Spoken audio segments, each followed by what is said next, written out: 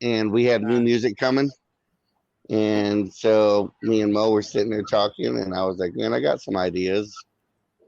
So we put them together and just started continuing what we were doing. Now, there's no way you plan on having 7 people when you started, right? It's probably a 4-man band. No. Yeah, it was more going to be like a 5-man, 6-man 4 project at one time. most. There were 4. We have done shows where there's only 4 people. I've done a gig with Dave. I did a gig with Dave, and there was only 4 of us. Really? Okay. Yeah. Well, I mean, you can substitute people around, right? If not everyone can make it, you have to make it work. Yeah, or you got harmonica with the drum, and you start, slap the hand and keep that bitch moving. No, not everyone in the band though wears masks. So is wearing a mask an optional thing, or am I not seeing it right? No, there's a reason. There's a reason for the reason why I wear a mask. Okay. So I guess I'll tell that story. Yes, you might want to. It's not because you're an ugly motherfucker. Right. No, originally I'm a drummer. I've been playing drums for about 35 years. I was on the road for a while, and I had a best friend named Victor. He was my drum tech for like 15 years. And every night we'd get drunk, and he'd tell me the same story. He'd tell me his dream, and that was to be in a band with me. And he wanted to put on this mask, and he was real theatrical about what he wanted. And long story short, about 10 years ago, right before I joined Pigweed, me and Victor got into a fight the day before Christmas. And then the day after Christmas, I got a call saying that he was dead. So I never really got to tell him, I was sorry. And it ate at me for a while. I was really bad in depression for a while. And this dude pretty much lived with me for 15 years. And so when I joined Pigweed, I just thought, you know what, I'm going to bring his dream to reality. And so I sat there one night and got all drunk and remembered what he told me about the mask and how he wanted it. And I put it together, and I came to Pigweed, and I asked them if I could do it. And they respected why I wanted to do it. Yeah. And next thing you know, it just became a part of what we do and what Pigweed is. It really is. In fact, it makes you stand out. And like the picture makes you stand out, which is what made me curious Right. About the whole thing. And I noticed it when you guys had a drawing done by Evan Chavez, who owns Recollection Graphics. Yep. And so he really thought the mask idea was kind of cool. So he did a great job on you guys' picture too, by the way. Honestly, yeah, he did. Just to feed off that, the meaning behind the mask and what it means to D, he puts a lot of that into the writing of the music and the writing of what we do. And all those emotions that he feels, we feed off of, and we're brothers. So we bleed with each other. We sweat with each other. We do everything with each other. So when we see someone hurting or feeling angry or pissed or just wanting to feel that energy, we feed off that. So the music that we do, it feeds all into Victor. Victor is a prime example, besides the people like DMO, but a prime example of what Pigweed is, which is energy, love, emotion. That's what we do. See, and mine, I wear a mask too, but mine is before I joined Pigweed, I was wearing masks in my other bands. Okay. And 90% of the time, what it was I would put that mask on, and I'd become that beast that I hold back all night long. And the guys know too. I'll go about 1 or 2 songs or 3 songs with my mask on, and I take that bitch off because by that time I'm full fledged. I'm engulfed in it. You know what I mean? It wakes up that beast within. And like I said too, I don't know how D does it. He does it all night, the whole fucking set. I'm dying on 3 songs in. You got to be sweating in that thing. But you know what? Oh, it stinks too after like 4 or 5 shows. Tell about your mask. What do you have to do before each show, D, for that mask? You know I said I was with that mask, man, like when we went on tour, it was so nasty. I would wring it out and I would like put water on it and I kept just trying to wring it out. But it just didn't matter, man. The second I opened up my case, everybody was like, "Oh, what the fuck is that smell, man?" I'm like, "Yeah, it just smelled like a dead rat." But it might be a football. You remember football? We used to have those pads, and you didn't wash those pads for like a couple of weeks. Yeah. No, but that's all earned right there because that's sweat. We always say he's become nose blind to it, I think. If you ever watch us play live at the end of every show, I tell everybody, we're Pigweed, thank you very much, and I stick my hand up in the air, and when I do that, I'm telling my brother, here's one more for you, bro, because I promised him I'd get him to the top, and I'm gonna fucking do that for sure, dude. And you guys sound great. I do want to ask, since you guys couldn't really tour, even though you were to play some venues here and there, were you guys able to write a bunch of more songs in quarantine time? Well, dude, we have a treasure trove. Don't tell everybody else, but treasure chest between you and me, man. Hey, I've heard we got like our next 2 CDs.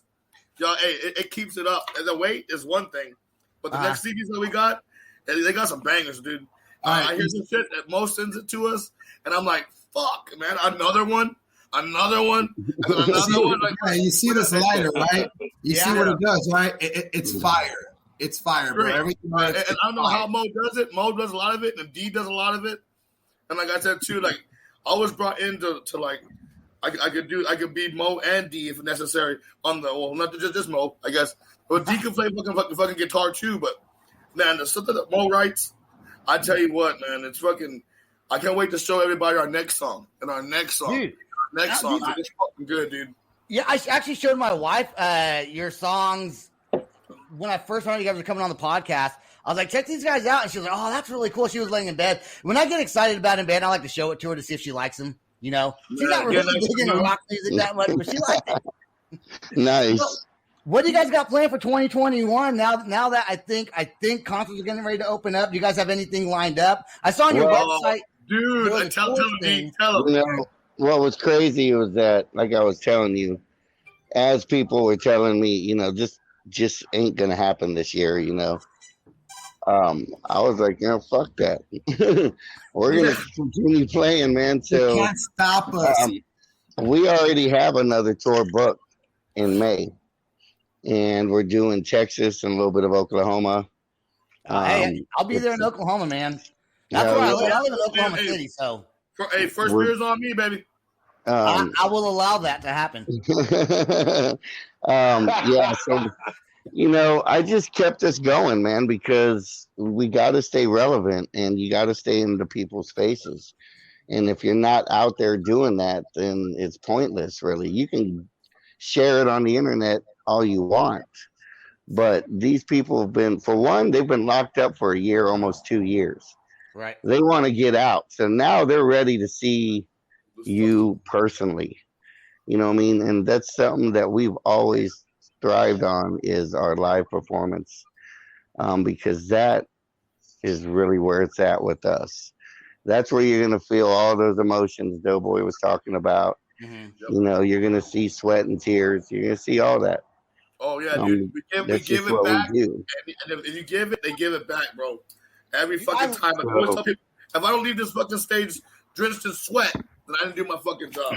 Yeah. So after May, we have another tour offer that's in the works. I'm not gonna say with who or whatever. So hopefully that's gonna go through during the summer. But we do have a third tour that's already being booked. Dang, you're on it. Yeah. Oh, yeah. So that's and this one, the third one, really is going to be a real good one because we leave in August, late August, and we wind up playing a a couple venues, and then we wind up going to Meadow of the Mountains, Nice. In Virginia. Nice. And then we wind up being on the East Coast for a little while. And then there's another announcement I can't say, but it'll be on that tour. We will be playing again. That announcement's coming soon. So there's a reason why we're staying up there for 2-3 weeks, because we got 2 major things going on. Meadow of the Mountains. Right now, D, don't downplay it, bro. It's a major announcement, bro. Yeah. It's not downplay. Someone in Jimmy Skaggs says that you guys hit it hard on stage or something like that. These dudes get it on stage. You go check them out. So I love when I go to a rock concert and the band sounds good. There it is right there from Jimmy. I love when a band puts on a show. If their music's good, that's cool. I love great music. But if you're going to fucking rock out, that's what I want to see. I want to see the energy, you know? You want to hear the hair spinning. Hey, if you don't mind, Sebastian, you got to come check us out live. I mean, the music's good. I will. We put everything into it, but unless you see us live, then you really feel it, man, for sure. I definitely don't mind, so. What blows my mind is I love the fucking CD, and I love like the YouTube and the music videos where our fans always tell us, dude, we knew you guys were fucking badass, but seeing you live, that's something totally else. And I was like, well, what the fuck? I thought the album sounded dope as fuck. So they're like, like live is fucking. That's where it's at. I mean, that's a big honor, man. That's a big honor to hear that from our fans. Yeah, it is. I love every. I never gets old. We're gonna go a little bit over 30 minutes. I do want to ask you, because we weren't able to play the music videos, which I apologize for again. It just didn't load right. Tell me about the videos, where you shot those, and what it was like shooting them. We did here. Well, we have 3 videos out. There's a video for a song called "Fake for Now." Okay. That we did previously with some earlier members.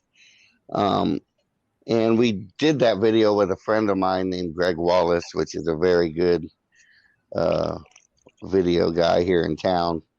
And he works with a lot of good people. And so we did that one, and then I hit him up when we were getting ready to do the Here to Dominate. And, you know, with Greg, I usually hit him up with an idea. Like, hey, I'm thinking this kind of idea. And then we kind of just roll with it. And if he likes it, he'll tell me, yeah, I'll shoot it. So he came out, and what was weird for the Here to Dominate was that there was a couple of things that weren't lined up. Yes, it seemed great to us. So we had to kind of cut some corners and stuff, but it just made the night more interesting, man. We got the song done. It was at a great spot. And the cool thing, hold up. Y'all don't even let me finish. Hold on. So the cool thing was that when we were looking for a spot, because that's always the main thing, is the spot that we're going to do the video at. Doughboy was like, you know, I got some property. I think his parents had some property. And he sent some video and some pictures of it, and it just matched exactly what me and Greg were talking about.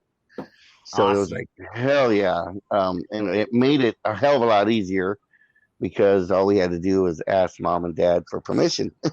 Right. And respect the place, so which we did. We did the video, we cleaned up afterwards, and it came out really good.